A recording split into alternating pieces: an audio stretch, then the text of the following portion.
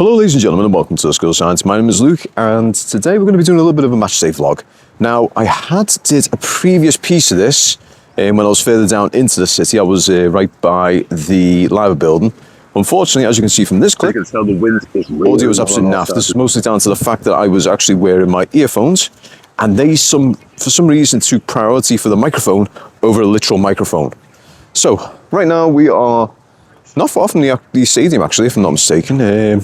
Well, I can't say I'm not mistaken because I know for a fact, because we are right there. You can see where we are pretty much. You know where this is in respect to it. So yeah, as you can tell, weather is absolutely crap at the moment. Wind is blowing an absolute gale. The rain's now coming down. So this is a good old-fashioned England fixture, you know? It's miserable, it's wet, it's raining. And chances are I'm going to get absolutely extorted for anything I try and eat or drink. I am joking, of course. I cannot wait to get inside. But yeah, it'll be interesting to see how my camera actually handles all this, because right now the wind's blowing and it's actually holding fairly well. It is actually holding fairly well. But yeah, it should be a good game this though, I will admit. It's going to be interesting to see how Crystal Palace line up and go, and I'm very curious how David Moyes is going to go, since we know what sort of fiasco bloody Beto's been having as of late. So will he be featuring Barry or will he be doing something else? Only time will tell.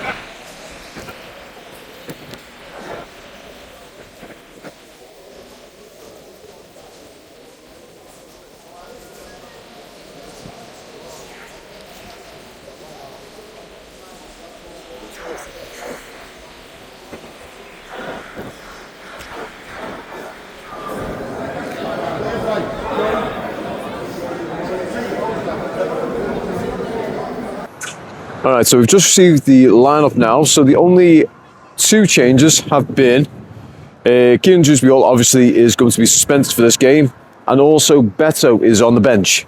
So that means Tyler Dibbling is going to be making a start, and so is Tierno Barry. So we are doing a 4-2-3-1 formation. Pickford in goal, Mikalenko left, with Michael Keane and Tarkowski in the centre, Jacob Brown on the right. Then you're going to have Idrissa Gana Gueye and James Garner in the middle. Now, with it being SofaScore, the actual proper lineup is, well, the actual formation and where people are going to be sitting isn't always 100% accurate. But according to this, we are going to be seeing Jack Grealish on the left, Dibbling in the middle, and Iliman Ndiaye on the right. This is most likely not the case. You're going to be probably most likely seeing Dibbling on the right, with Jack Grealish in the centre and Iliman Ndiaye on the left.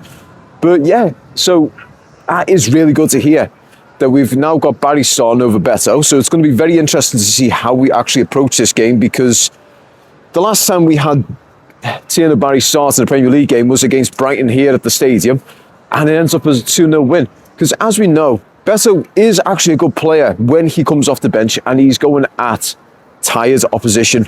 So it is going to be extremely interesting to see how we fare in this sort of regard. But yeah, onwards and upwards. Come on, Blues. How's it going, guys? So I've just run into the man himself, Mr. Drone, also known as Nick. So, also known as Nick, yeah, that's weird, isn't it? More people, when I've come to the Everton games, more people do call me Mr. Drone than my actual name, so thanks for that, mate. Yeah, that's it, mate. So we've just ran into each other here. So we are actually outside of the Michael Jones Memorial. Lovely. That's not going to let me do that. Wow. So my gimbal's being very rude there. They're not letting me show the memorial. But yeah, so we've actually just had a little look at the lineup. It's a very interesting one, isn't it? Yeah, it is. It is. Dibbling in. I mean, I just assumed that he'd just go quite easy. Alcaraz straight into Dewsbury Hall, but he hasn't. No, he's gone quite. He's changed things up a little bit there, hasn't he? He's gone with. He's going with the youth over the experience, in all fairness. I'm expecting him to really anticipate that he's going to try and exploit the potential fatigue of Crystal Palace, even though they are on an unbeaten run at the moment. Doing well, aren't they? They are. Yeah, it's scary. This could be the opportunity for Everton to break one of them runs, because we have had a little bit of a history of doing that, haven't we? We have, and we've got a great record against Palace, by the way.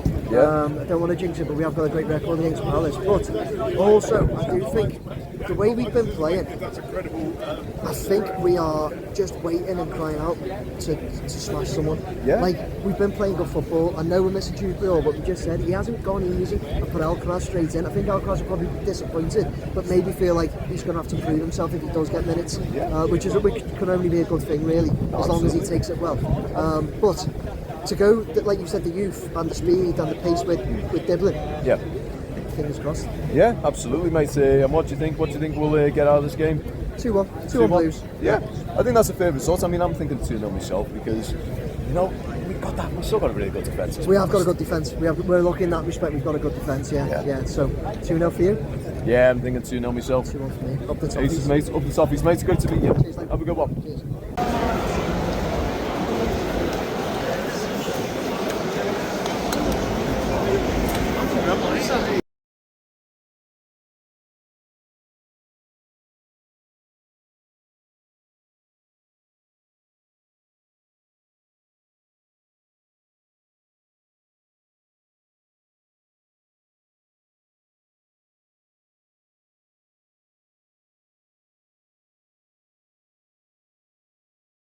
Right, so it's currently half time, and in all fairness, that was a dreadful first half. First 10 to 15 minutes shows a slight bit of promise, but as the game progressed, Crystal Palace seemed to have gotten in their own, and Everton just failed to really show much of a threat. Passes just weren't being made.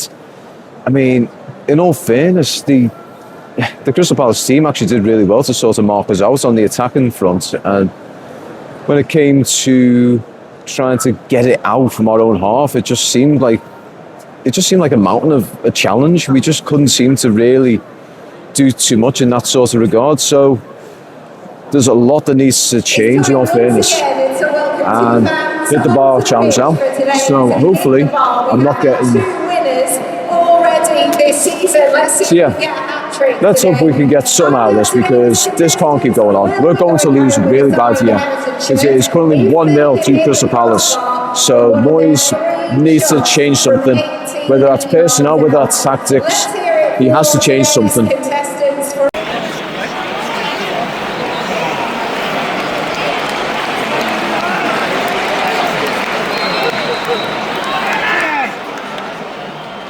it away. Put it fucking way, you. Yeah! Come on!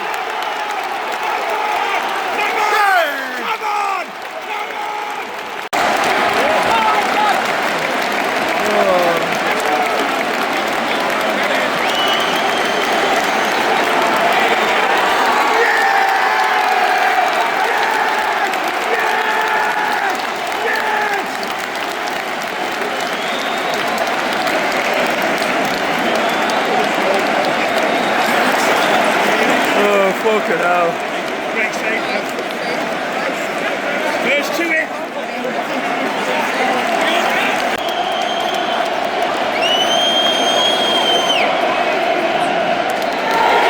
Yes! Come on!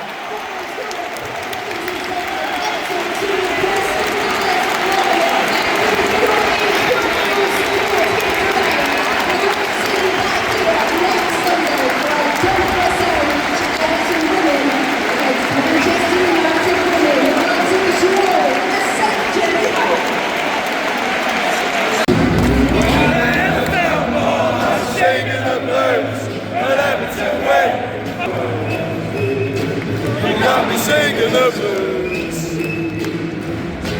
I never felt more like trapping on earth. Everything's great. I never felt shite. Right, and that's full time. So Everton 2, Crystal Palace 1. Get in. So we've just ended Crystal Palace's unbeaten run there, and we did it in probably the least Everton style possible. So, second half was much better than the first, as you could see in the previous clips. So, from what you could see there, pretty much we made 2 substitutions. So they were Tierno Barry coming off and Tyler Diblin coming off for Beto and Charlie Alcaraz. And it was almost immediate that the difference was there. So what you end up seeing now was Ilmandai going back onto the right, Beto taking up the top role for Tierno Barry. And we just had a bit more of a drive about us. It sounds weird, but them 2 players did actually make a surprisingly good difference. And on top of that, just everyone else, it just again, he looked like he had a second wind. James Garner was really driving with it. He was really pushing with it. All the players just seemed to, I don't know what David Moyes had said to them at half-time, but he said the right words. And then around the 65 minute mark, unfortunately, Michael Keane did end up coming off, and in his place was Tim Irabernam. Now, this was not a like for like, but this was, how can I put this? It was a tactical change. So Jake O'Brien came into the middle, James Garner went on to right back, and Irabernam went into the middle. And to be honest, that just added to it. That added to the positivity, because we just got a little bit more about us, a little bit more momentum. Tim Irabernam was really getting in there. He was getting in with the tackles. They weren't crunching tackles, but they were good challenges as well.